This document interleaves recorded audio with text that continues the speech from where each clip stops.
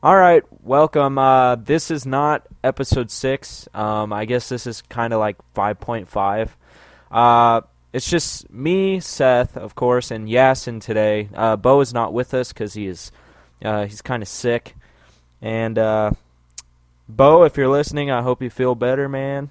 But so yeah, this is not going to be episode 6 of Two Guys One Brit. This is we're just strictly going to talk about the Coleco Chameleon for a little bit, because it's something that we wanted to talk about. And on the last podcast, at the very end, we did talk about the Coleco Chameleon for a little bit, but basically we just put the link in the description to the Kickstarter, which obviously the Kickstarter was supposed to be up last Friday when we did the podcast, but I was looking for it, and I couldn't find the Kickstarter anywhere, so I just put a link to some page where you could get more information about the Kickstarter. The Twitter page for Retro VGS / Coleco Chameleon, last time I checked, hadn't had any updates since Friday. Yeah, so with that itself, you can tell that's kind of sketchy. And It's pretty sketchy, yeah. Well, there was a reason for all that. I mean, a lot of people are thinking that the Coleco Chameleon is now just no more than a scam. It's vaporware. Yeah. And for anyone out there, let's start from the beginning. The Coleco Chameleon, it's a video game console, an upcoming video game console created by and published by Coleco. Obviously, if you've heard of the ColecoVision, you know what I'm talking about. And they were inspired by 2nd to 5th generation video games. So that's kind of what it's going to be like. And here's the thing. They were going to have a Kickstarter for this thing, and obviously that didn't happen. And then the controversies kicked in. Okay, so it all started with there was this toy fair in New York where they were basically showing a prototype of the Coleco Chameleon. And so here's what happened. Quote-unquote prototype. Yeah, prototype, quote-unquote. Okay, so here's what happened. When they were showing this thing, they were using a Super Nintendo controller playing on the Coleco Chameleon. People thought that was kind of strange. And then they also said that there was like black electrical tape on the console itself. All over the machine. Pretty much you could no longer see that it was still a Jaguar shell. It was that bad? Part. Yeah, it was covered in electrical tape. Oh, wow. Anyways, so because of all this, and the prototype itself was actually nothing more than just a motherboard for a Super Nintendo model. The funny thing is that if you were to do something like this, just hypothetically, you'd go to a little bit more effort than just covering the damn thing in electrical tape. Right. And not only that, so not only does this thing have a Super Nintendo motherboard, and they're playing with a Super Nintendo controller, all they did was put that inside an Atari Jaguar case. And it used flash cartridge to emulate NES Super Nintendo games.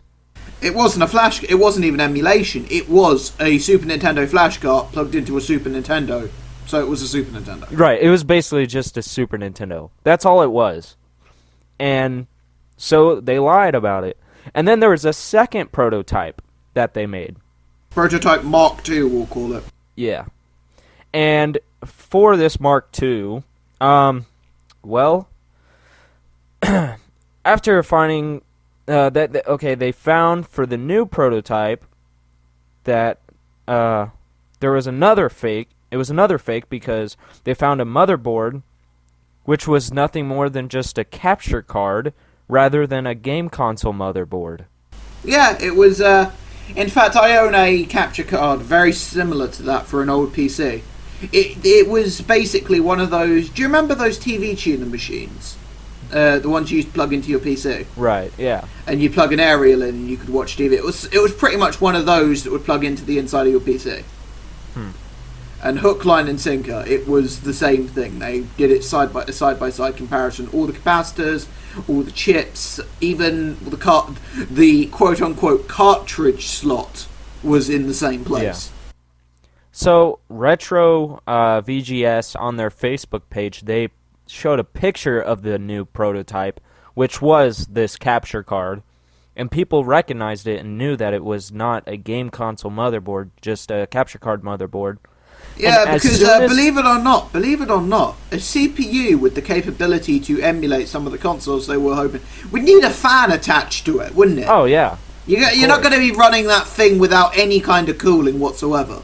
How dumb do they think we are? Yeah, and then after they were caught, Retro VGS quickly removed the image from Facebook. They removed it from their Facebook page. So. And then shortly after, the controversy of the second prototype, there were YouTubers that were going around obviously discussing this. And so, yeah, I mean... It's a scam. Yeah, it's a scam. Well and truly, it's a scam. And you know what? I have no sympathy for these guys now. Absolutely none. No. And to be honest, I don't even know if I'm going to... I'm probably not even going to support the Coleco Chameleon if it ever happens, which it probably isn't now at this point. Here's the thing, though. With the original Retro VGS console, I saw it as a bunch of people with a huge idea, and they simply didn't go the right way about it. They weren't businessmen. They were enthusiasts. No. But with this, they were just being slimy as fuck. Yeah, they had an idea, and then they decided, oh, well, we're going to make pretty much a Coleco 2, a ColecoVision 2, which obviously it's newer. The thing is, Coleco isn't even a company at this point in time. Right, Coleco is just, they're just licensing it. To put it into perspective, Coleco doesn't manufacture anything. There's no factories, there's no people. It's just a holding company. Yeah. It's simply a shell that holds the properties of Coleco, ColecoVision, and some of the other things. And all this company does, I hasten to call it a company. It's really just one guy, pretty much, and all they do is, like the Coleco flashback and whatnot, they will license the Coleco name in return for royalties. Okay, that's all that company does. So Coleco isn't even. It's Retro VGS that is doing this, not Coleco. Yeah, Coleco just said, "You want to use our name? Sure, give us 2.5-5% of the profits, and it's yours. Just give us our cut." You can have a field day with it.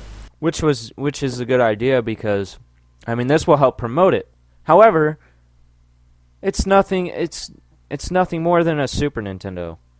No, the thing is, the prototype was just a Super Nintendo. Yeah. But the fact is, the thing that really got it started, maybe it was a coincidence, but the fact that one of the supposed developers for this console, quote unquote, wasn't even allowed to look inside. Wow. And that just seems a bit... Surely you want the developer of the console to be able to look at said console for hardware specifications. Okay. And it just seems a bit off at first, and then it just got worse from there. Yeah.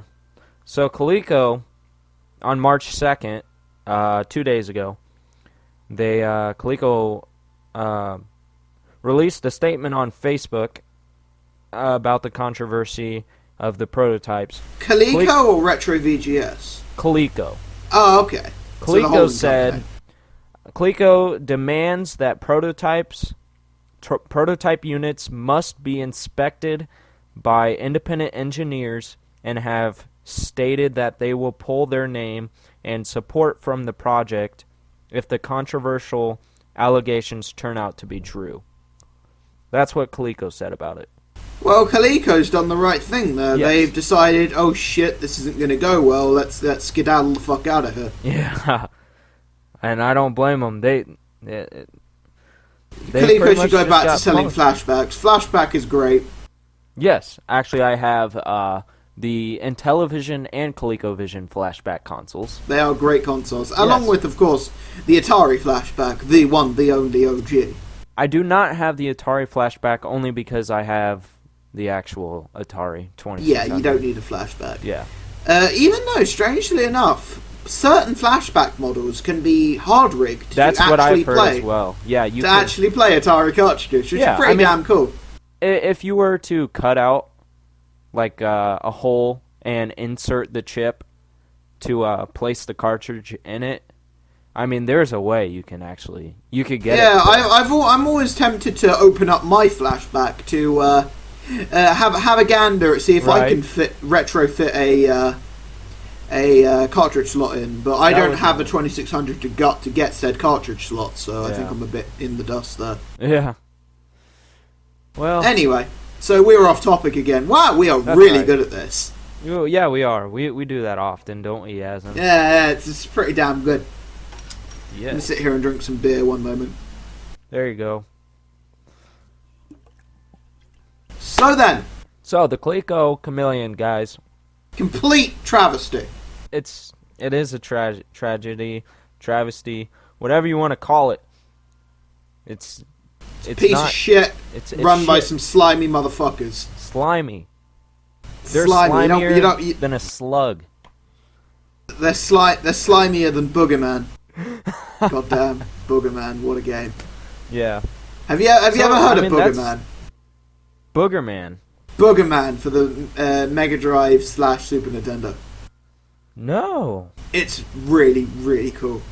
It's by LucasArts of Boogerman. Boogerman, I think it's a pick and flick adventure game. I'm looking it up right now. It's pretty damn. Should I buy this game? Do it. It's amazingly good fun. All right. Just have a look at it first. See if it's something that intrigues you. Yeah, I'm looking at it right now. I'm gonna go to eBay and see how much it is. I don't think it'd be that expensive. Should I get it on the Super Nintendo or the Genesis? It depends on what takes your fancy, honestly. I don't know. I mean, I have both consoles. Oh, yeah. Let's see which one's cheaper. Boogerman on the Super Nintendo is roughly about... You can get it for $40 to $50.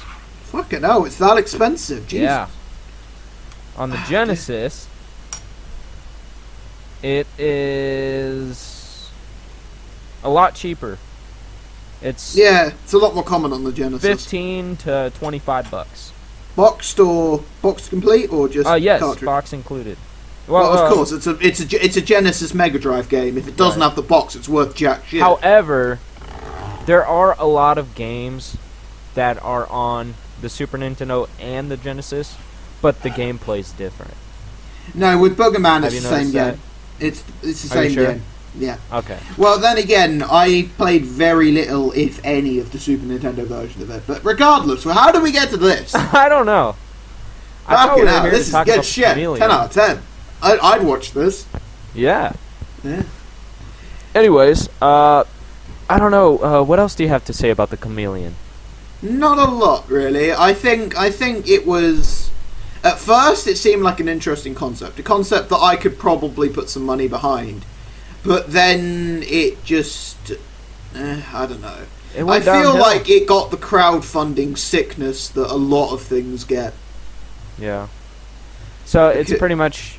Do you think it's dead at this point? It's completely fucked. No, there's no way they could salvage this at this point. No. After the New York Toy Fair thing, to a point they probably could have salvaged it, but now their supporters are gone. I mean, nobody trusts them now. Even the company they're getting the license from trusts them anymore. Right. So. And when the company you're paying money to give you the name doesn't trust you, something's wrong. Oh, definitely. So I guess, sorry everybody that was looking forward to the Coleco Chameleon, but it is dead. It's not happening. Shit. It's gone. Gone. It's gone forever. Dead. So just go buy Boogerman instead. Yeah, go buy. It's a good game. It's a very fun game. It's a pick and flick adventure game. Basically, you play as this man who picks his nose and flicks at enemies. It's good fun. So should it be a But is it good enough and fun enough to be a Captain Classic episode? Yes, mostly because it's an interesting style of game, and it's by LucasArts. Sweet. I might consider it. I'm gonna look up some gameplay for it, and I'm gonna consider buying it. And basically, if you were 8 years old, you'd love this game, because 8-year-old boys are all into that disgusting, messy shit. Yeah. Yeah. It's literally built for the 8-year-old boy. Kind of like Earthworm Jim, but yeah. Okay. It's even got a very similar animation style to Earthworm Jim. If you have a look at some of the gameplay. Okay. Yeah, because I like Earthworm Jim, so I think Boogerman could be a cool thing. Legitimately, during the, I don't know what to say anymore. Yeah, fine. I'm being stupid. I'm gonna grab my 360 controller. All right, you do that. I'm gonna grab mine too. I'm holding mine right now. Except mine's wireless. You know why I'm holding mine? What? I'm actually currently playing a 360 game as we are doing this podcast. What are you currently playing? I'm playing Oblivion. All right. Okay. Wow. Yeah. That's pretty good. Yeah, I started a new campaign 2 nights ago. So we've skillfully gone from main topic to what have we been playing recently? Right. Yeah. Nice. Which, I guess that's relevant. Skillful though. As fuck. Yes. That's relevant though, because don't we always do that? We just did it backwards today. Yeah. That's all. So you've been playing Oblivion. Doesn't look as good as it once did, does it? I still am in love with this game. It's still an amazing game. It's an amazing game, but there's something about something about it that's kind of fallen from grace. I think the fact that all of the grass looks radioactive isn't a good look for me. I mean, it's a little glitchy, and the grass is all radioactive because they love that bloom effect. God damn. Oh, definitely. That bloom is everywhere in Oblivion. Oh, yeah. It's wonderful. But to be honest, I actually liked it more than Skyrim.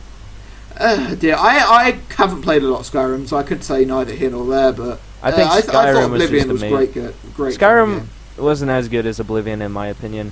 I love everything about Oblivion more. The world, the missions, just everything, the arena.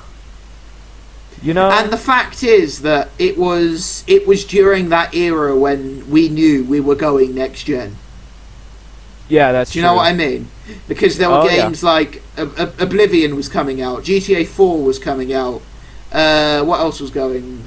Fallout 3 was coming. All these things. These were games that were going to show, yes, this is next gen. Yeah. The original Just Cause was coming out. My God, the original Just Cause is such a bad game. I started playing it recently, and oh my God, it has not aged well. No, I can imagine. It's not aged well at all. It's bearing the main problem is with the original Just Cause is because there's no grappling hook. You have to use cars to drive around the map. Yeah. And the cars do not control well. There's a game kind of has a similar style. Have you ever played any of the Crackdown games? Did you ever play Crackdown? I did not play Crackdown. It's I mean it's a lot like it, and and like yeah, GTA. I know. I've heard a lot about Crackdown. It is a very good game, but it's so limited. It's way too limited. And the second one is better because it has zombies, but it's still really limited. It's like Yakuza, isn't it? Yakuza's great, but add Yakuza Dead Souls and you got zombies in there. Oh yeah, it makes it anything with zombies apparently is better, right? Yeah, Capcom taught us that with Dead Rising. Which I have recently started playing again. And Dead Rising has aged perfectly. Okay, I'll say this. I didn't like the first one. No, the first one wasn't that great, but Dead Rising 2... I have the second one.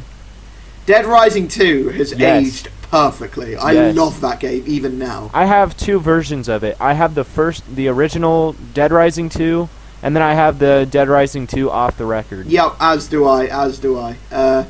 Dead Rising 2, off the record, you get to Frank West people. Yeah, isn't that the original guy from the first one? Yeah, it's the original guy.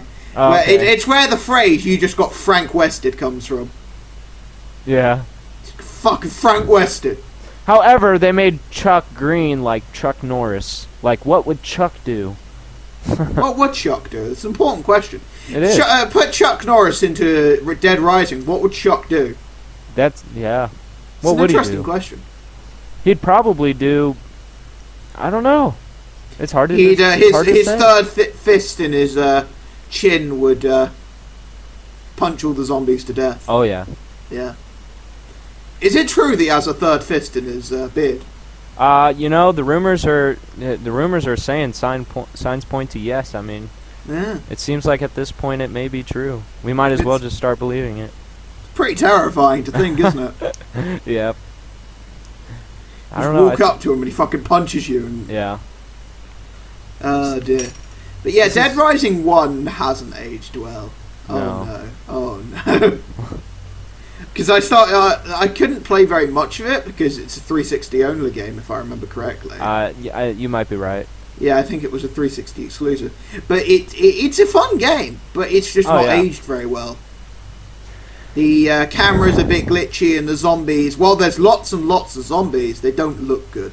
No. And the second one, plus the thing I loved about the second one is you could, I could be wrong, you might be able to do this in the first one, but in the second one you could mix stuff together and make really cool weapons. I don't think that's in the first game, but is the Mega Man armor from the first game still in the second game? I don't know. I don't think so. I know in Dead Rising 3 you can turn into Mega Man X, which is just amazing. Really? Yeah, I think you have to complete the game twice. The first completion gives you the Mega Man armor, and the second completion gives you the gun, and then you can run around blasting zombies. That's awesome. That is amazing. I swear in the first game you could find Mega Man armor as well. You might be right. That was Capcom. You were such a good company. Capcom, yes. You're still a good company, you're just not as good. Yeah, too bad they're having their troubles. Yeah, just a bit. Then again, Keiji Inafune ain't doing so hot neither. Mighty Number 9 is delayed again! Really? Not again, but, still spring 2016. Oh, yeah. It's not the third delay, it's the second delay.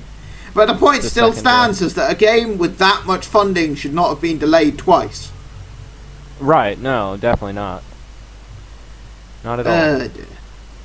Holy shit. I'm getting my ass wrecked kicked. in oblivion. Yeah. And I think now we've talked about games we've been playing recently, I think it's time we can cut off this mini actually episode. Start playing it. Yeah. I might go back and start playing a little bit of Dead Rising 2. Yeah, wreck some zombies. Maybe we should both start playing it again. Let's both start playing it at the same time. That will sound amazing, because I'll die immediately and you'll complete the game by the time I finish the first mission. Yeah. That game is not easy. No, it's not, because you got the time limit. Like, you have, 3 days to complete... in-game, you have 3 days to complete the game. Yeah, you have to get the Zombrex at the same time as... Actually, I never did beat it. I never did finish it. I finished it once on PC. Really? Yeah, it was not an easy game. Huh. Especially with PC controls. Probably not. PC controls were not good. If I remember correctly, anyway. Well, to me personally, I don't like PC controls anyway. I don't like playing games on a keyboard. I mean, except for first-person shooters, it's the only exception I'd say personally. Yeah, I mean, it depends for me what kind of game it is. If you're playing something like RPG? Sims or like Civilization. Yeah, you need a mouse and keyboard for Civilization. Right. That stuff. RTS for strategy games, you need a keyboard. Yeah. But if you're playing a game that is meant to be a console game, but it's on PC as well, then you probably need a controller. I'd say one exception to that rule is GTA 5. Really? Is GTA 5 okay with a keyboard? Its vehicle, as in flying controls, aren't great, but shooting is significantly easier. Really? Because the addition of the mouse for aiming is so much easier. Now I know on the Xbox One and the PS4, you could go into a first-person view, correct? Yeah, you can do the same in the PC version. Okay, that's what I was gonna ask. Yeah, you can't go into first-person mode. Well, first-person driving is completely fucking useless. Yeah. First-person gunning is great fun. Wow. It's awesome. Yeah, but driving in first-person, unless you're on a motorbike, is completely useless. And even on a motorbike, it's not that easy. Yeah. Oh, dear. Anyway, I think we've exhausted ourselves extremely quickly. We kind of went way out of there. Yeah. We're a good job at doing that, aren't we? Yeah, pretty fantastic. Oh, yeah. So I'd say time to wrap it up. Yeah. All right. Well, yeah, guys. Thanks for staying with us the entire time and listening to our conversations about Dead Rising and Oblivion and GTA 5 and all that. Yeah. As far as the Coleco Chameleon the amazing goes, adventures of being sidetracked. Yes. That's going to happen a lot if you listen to Two Guys, One Brit. It's going to happen. But, it gets worse when Bo gets on a yeah. rant. It gets better. Oh, yeah. So, yeah. Remember to subscribe, you guys, for more podcasts every Friday. Except, obviously, this week, Bo couldn't join us. So we had mini podcast. Mini podcast this week, but that's rare when that happens. Don't worry, it's not an all-the-time thing. 7 episodes later. Yeah. But as far as the Coleco Chameleon goes, it's dead. Fucking scam. It's gone. Forget about it. So on that note, I guess I'll see you guys later. All right, see ya. See ya.